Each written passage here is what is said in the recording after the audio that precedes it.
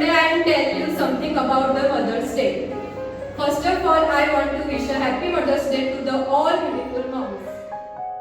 ઈશ્વરે પ્રેમનું સર્જન કર્યું હશે ત્યારે તેણે માતાને બનાવવાનું વિચાર્યું હશે. અનન્વય અલંકારમાં કહીએ તો વાત્સલ્યની મૂર્તિ એટલે માં, માં એટલે વાત્સલ્યની મૂર્તિ. આ જગતમાં માં જેવું વ્યક્તિ બીજી ક્યાંય મળે તેમ નથી. માતાનો જોડો જડવો, બાળકને જન્મ આપનાર માતા તેનું પાલન પોષણ કરે છે અને તેનું સુયોગ્ય ઘડતર કરે છે. તેની મૂલ્યવાન સેવાઓનો બદલો કોઈનાથી પણ વારી શકાય તેમ નથી. બાળક જ્યારે માતાના ઉદરમાં હોય ત્યારથી માંડીને કે તે મોટું અને સમયનું થાય છે ત્યાં સુધી તેનું પાલન પોષણ કરે છે. પોતાના શરીરના ભોગે તેનું પાલન પોષણ કરે છે.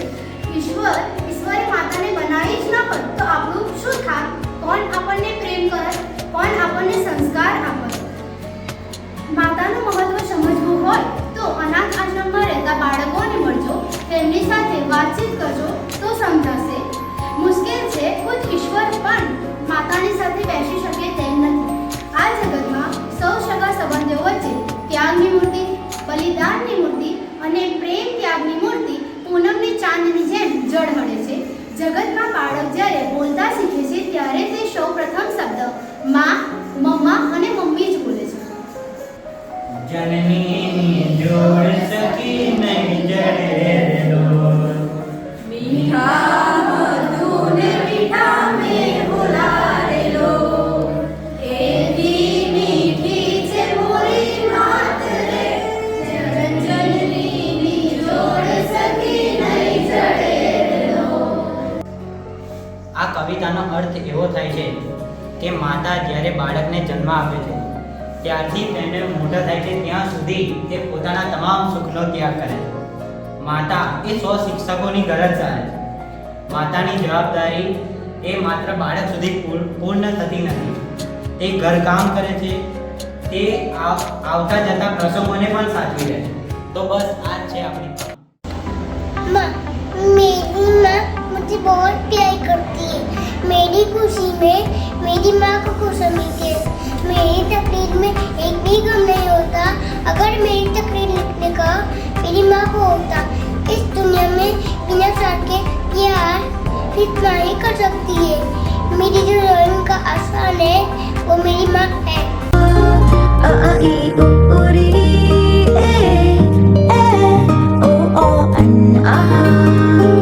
लाडो उंगली पकड़ के फिर से सिखा दे, गोदी उठा लेना माँ, आंचल से मेरा मुंह पोंछ देना, मैला सा लागे जहाँ.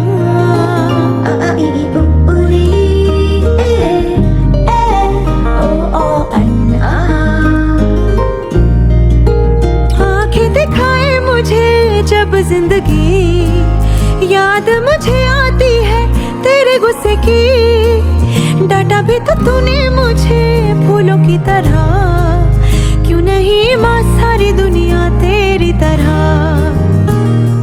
माथा गरम है सुबह से मेरा, रखते हथेली ना माँ, तूने कुछ खाया देर से क्यों आई, कोई ना पूछे यहाँ.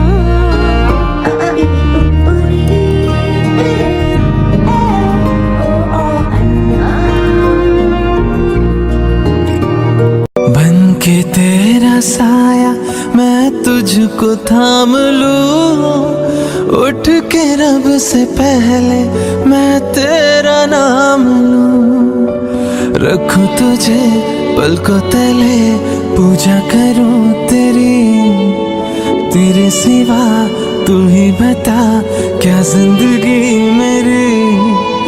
मैं तो तेरे सपनों के रंग में ढला, तेरी उंगली पकड़ के चला, ममता के आंचल में पला, तेरी उंगली पकड़ के चला, ममता के आंचल में पला.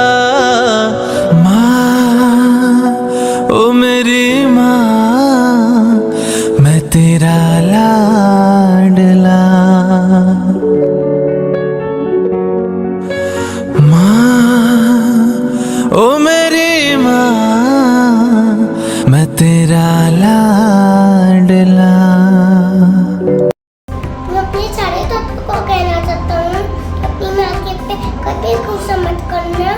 आपकी माँ की एक हुआ, इनकी मना देगी, खुद रोएगी, मगर तुमको हंसाएगी।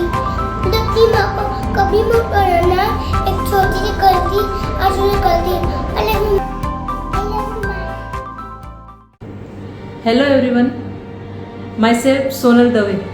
આજે હું તમારી સામે એક પ્રિન્સિપાલ તરીકે નહીં પણ એક દીકરી તરીકેના મારા વિચારો રજૂ કરવા માગું છું. કહેવાય છે ને કે મારા નસીબમાં એક પણ દુઃખ ના હોય, મારા નસીબમાં એક પણ દુઃખ ના હોય જો એ નસીબ લખવાનો અધિકાર મારી મા પાસે હોય. અને એ વસ્તુ તદ્દન સાચી છે કે જ્યારે પરિસ્થિતિ વિકટ આવે છે ને ત્યારે માં જ નિકટ આવે છે.